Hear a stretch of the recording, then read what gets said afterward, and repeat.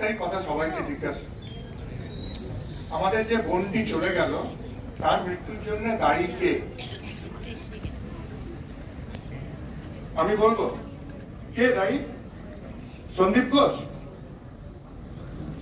কি একটা সঞ্জয় রায়? আমরা দায়ী। আমরা জানতাম না 2021 সাল বা 20 সাল থেকে আরজি করের বুকে একটার পর একটা কি ঘটনা ঘটে যাচ্ছিল। ওখানকার ছেলেরা প্রতিরোধ করার চেষ্টা করছিল, আমরা যে কেউ দাঁড়িয়েছিলাম। হয়তো বিক্ষিপ্ত ভাবে অনেকে চেষ্টা করেছিলেন, কৌশিক দ্বারাও গেছিলেন আমি জানি, কিন্তু আমরা সংঘবদ্ধভাবে চেষ্টা করিনি। আজকে ঘটনা ঘটে যাবার পর আমরা হয়তো এক হয়েছি। তাই ইন্ডিয়ান মেডিকেল অ্যাসোসিয়েশন, আপনারা জানেন এই আন্দোলনে আমরা শুরু থেকে রয়েছি এবং আমরা প্রথম ঘটনার পর সোমবার একটা প্রেস মিট করেছিলাম। the first one to say যে সন্দীপ ঘোষকে স্যাক করতে হবে এবং ট্যাম্পারিং অফ এভিডেন্সের আন্ডারে এনে ওকে জিজ্ঞাসাবাদ করতে হবে, এই দাবি আমরা তুলেছিলাম।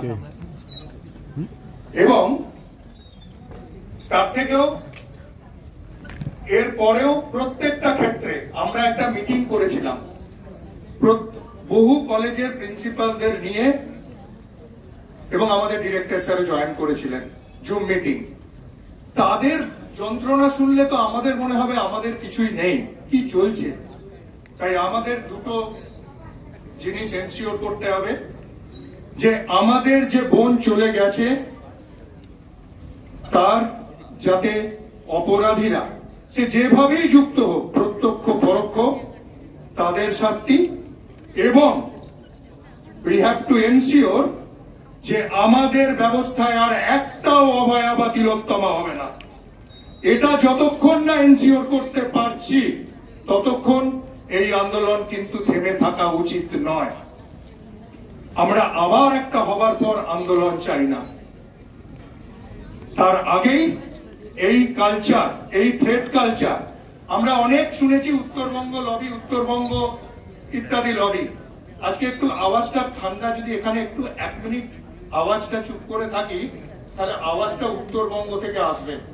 তাদের প্রিন্সিপাল আর ডিন ঘেরাও, ডিন কাঁদছে প্রেসের সামনে, বলছে আমরা অ্যান্সার স্ক্রিপ্ট নাম্বার চেঞ্জ করতে বাধ্য হয়েছি অভিজ্ঞদের কথায় নাম করে,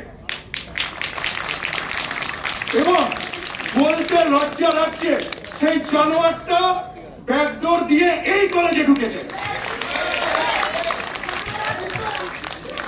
We have to ensure এই কলেজে ওকে ঢুকতে দেবো না।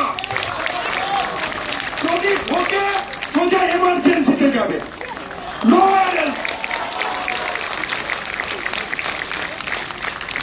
এবং আমি তোমাদের বলছি রেসিডেন্ট ডক্টরদের, গোবর দিয়ে সার্জারি ডিপার্টমেন্ট পরিষ্কার করো, ওই জানোয়ার ওখানে পা রেখেছিল।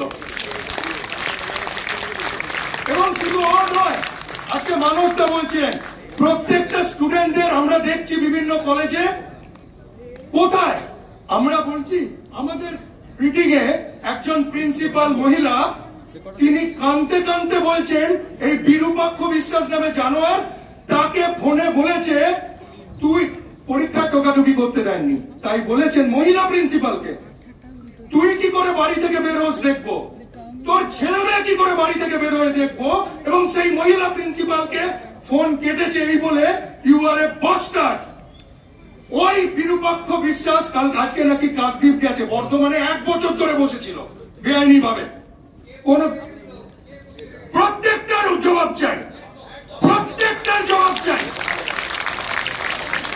কি করে একটা ডিএম এর ইন্টারভিউ ক্যান্সেল না করে আরেকটা ইন্টারভিউ হয়ে 5 কাউকে বসানো হয়, জবাব চাই তার। প্রত্যেকটা আওয়াজের জবাব চাই। যেখানে একজন মহিলা প্রিন্সিপাল তিনি নিরাপদ নন, সেখানে আমরা কি করে একজন সিস্টার, একজন পেশেন্ট। আমরা সবসময় বলি আমাদের ডাক্তারদের সুরক্ষা, মহিলা ডাক্তার, নার্স, কিন্তু হসপিটালে সবচেয়ে বেশি থাকে মহিলা পেশেন্ট। আমাদের লড়াই তাদের সুরক্ষার জন্য। এবং একটা কথা বলে যাচ্ছি, বিভিন্ন কলেজে থ্রেট চলছিল বা চলেছে যে মেডিকেল কাউন্সিল আমাদের হাতে, ইউনিভার্সিটি আমাদের হাতে, স্বাস্থ্য ভবন আমাদের হাতে, পাস করবে না। তোমরা কি কেউ চাও পড়াশোনা না করে অভিজ্ঞতাকে টাকা দিয়ে পাস করতে? হ্যাঁ কি না? অভিজ্ঞতার দয়ায় কেউ পাস করতে চাও? জয়েন্ট অভিজ্ঞতার বাবা দিয়েছিল তোমার? জয়েন্ট নিজের হাতিয়াতে পাস করেছো, নিট পিজি নিজের দায়িত্বে নিজের ক্ষমতায় পাস করেছো, নিট এসএসপিজি নিজের ইয়েতে পাস করেছো। কোন অভিজ্ঞতা কোন বিরূপাক্ষ দাদার কথায় নয়, পাস এখান থেকে নিজেদের অকাতে করবে, কোন দাদার কথায় নয়।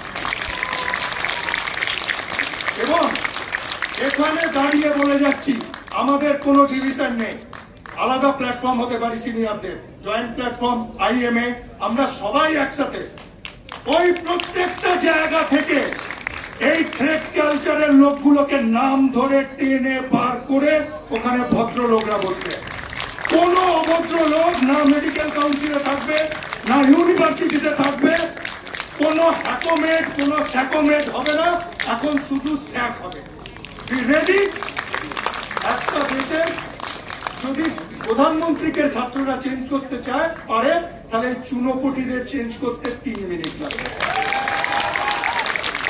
Ready for you and as a senior আমরা তোমাদের সাথে নয়, তোমাদের সামনে দাঁড়িয়ে থাকবো, আগে আমাদের উপর দিয়ে পরে তোমাদের।